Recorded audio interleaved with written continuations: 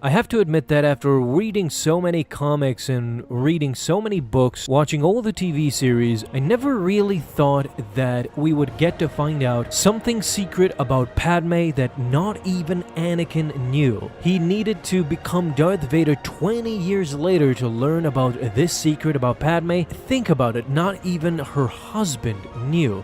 Padme was always one step ahead of everybody, and this secret involves, of course, the mother of Anakin, something that nobody really anticipated she would have done. We will soon see also Darth Vader be sent into a tirade upon learning that her mother was involved with Padme decades ago, and if not for timing, Padme might have actually saved Shmi Skywalker's life, and Anakin would have been reunited with his mother, finally. But before we get ahead of ourselves, we need to once again revisit the beautiful Darth Vader comic, and we begin where basically everything started decades ago with Anakin and Padme. Now, if you remember, Sabé brought Vader back to Naboo together with the forensics droid, and when they arrived at a particular place, Padme's former home on Naboo, Sabé's two other companions, Gregor and Typho, quickly became apparent, and they all submerged down to the waters of Naboo. Inside the shuttle, Zed, the forensics droid, now started questioning Captain Tora. He wanted to know what happened with him after the Trade Federation War. Tora went on to tell the droid and Vader alike that he went undercover after the Trade Federation blockade. Padme had sent Sabé and him to Tatooine. Vader now perked up. He wanted to know when exactly was this, and Tora informed Vader that this was just after Padme had become senator. Tora and Sabé were sent to look for Anakin Skywalker's mother. She had been previously left to slavery. Tora knew all about Shmi Skywalker, and he was telling Vader this, who was stunned at that moment. He never knew that Padme had inquired about his mother later on. Anakin remembered those fond moments back when he was a child and his mother told him to not look back, to just go and become a Jedi. Sabé told Vader that Padme had sent both of them to find Shmi Skywalker,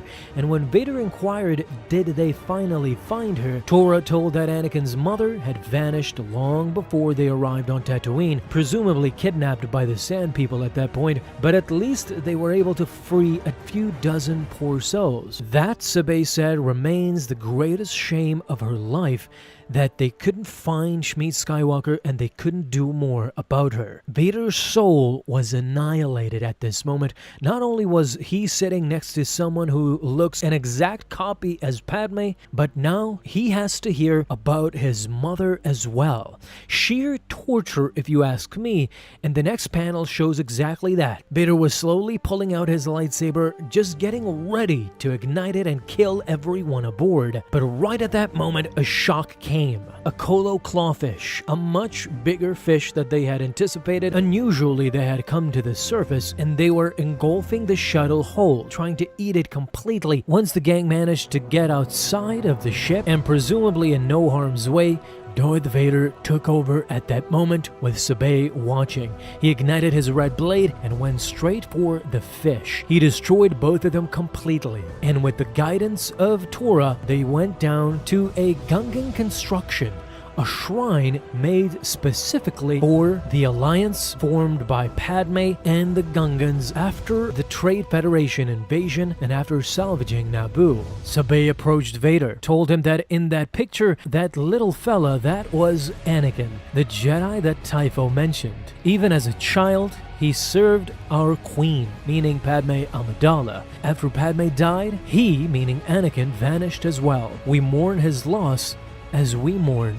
hers. But Darth Vader had enough. He ignited his lightsaber and destroyed the shrine completely, turning it into dust. Vader finally has had enough, and he demanded to see the recordings. Captain Tora wasted no time in pulling out the recordings, and with Zed decompressing the entire thing, it showed a room where a young Sabé is talking to many of her companions. This again fooled Vader, who thought she was Padme, but the droid quickly told Vader that this was not actually Padme. He was not watching the love of his life as a young woman, but in fact it was Sabé, the spitting image of Padme. Sabé informed everybody that tonight they call themselves the Amidalians. Together they pledge that they will find whoever murdered their queen and they will kill them. This pact ultimately led the gang to Darth Vader.